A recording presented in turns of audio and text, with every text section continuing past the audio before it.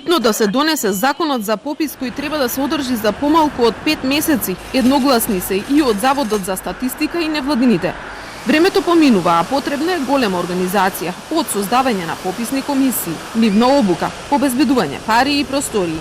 Сметаат дека не смее политиката да се замеша во ова чисто статистичка операција. Да ја повториме грешка до 2011 година, барем јас лично нема дозвол никош. И тоа не е една грешка, таму не е повеќе грешки. Ова операција мора да биде статистичка, мора да биде професионална. Нам, како држава, ни требаат точни податоци. Секое залажување, секој погрешен или лажен податок значи само залажување, ништо повеќе. Од тоа штета ќе имаме сит. Никој нема да има корист. Дневно-политичките користи не интересираат воопшто.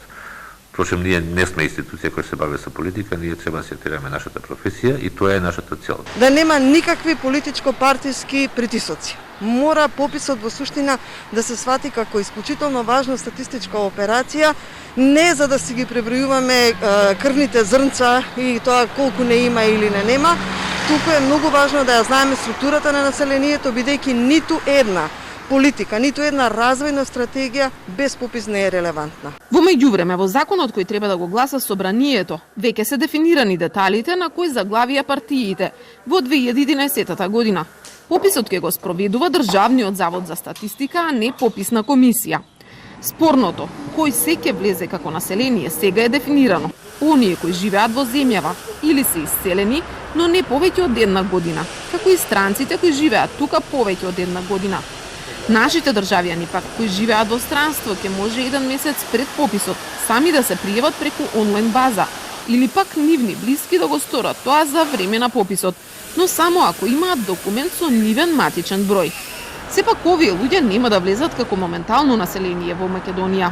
Нас не требаат податоци за овие луѓе, да знаеме кој е се надвор, колку време се наоѓа таму, од каде отишол, зошто на крајот, кои се причините зашто тоа се случува, за да државата почне да спроведува или да планира одредени политики со кои што тие луѓе барем би се намалил тој иселенички бран, што ако вие покажете во едно село дека има повеќе жители од колку што навистина има.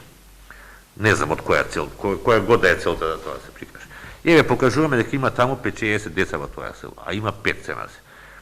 Државата ќе смета дека треба на тие деца да им се возможат подобри услови за школување, што е нормално, што е добро, и ќе изгради едно училиште за на 50 деца, а има се на 5. Ќе вложи пари, ќе ги фрли во ветер за непотребно за толку број на деца, наместо да створи супер квалитетни услови за тие 5 деца. Во 2011-та Македонија имаше обид за попис, но пред да стартува, членовите на пописната комисија се повлекоа, па се повлече и претседателката Весна Јаневска. Сега таа не сака да говори за оваа пропадната операција, но поранешното СЈО има отворено истрага против екс-лидерот на ВМРО ДПМН и премиер Никола Груевски и лидерот на ДУИ Али Ахмети, кои во тоа време беа владеачка коалиција. Сепак неизвестно е дали обвинителката Фатиме Фетаи ќе успее да ги докаже сомнежите дека пропаднатиот тогаш попис е договор меѓу лидерите. За Телма од обвинителството кој го презема случајот велат дека е пред одлука дали ќе има обвинение или не. Во меѓувреме Евростат порачува дека попис мора да има и ќе помогне во спроведувањето. Евростат го поддржува Државниот завод за статистика да ги усогласи своите статистички податоци со стандардите на ЕУ за време на предпристапниот период, вклучително и пописот на население и домување. Преку инструментот за предпристапна помош, Европската комисија обезбедува поддршка и техничка помош од европски експерти. Според предлог законот, пописот треба да започне на 1 април следната година. Ќе биде комбиниран, односно ќе се користат податоци и од дата бази, но ќе се оди и по домаќинства за граѓаните да одговорат сами дел од прашањата. За оние кои ќе дадат грешни податоци ќе следуваат санкции.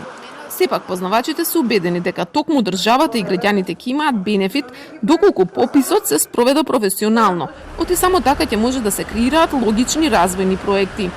Земјава е без попис од 2002-та и е единствена во Европа, а собранието кое треба да го донесе законот поради корона пандемијата никако да почне да функционира нормално.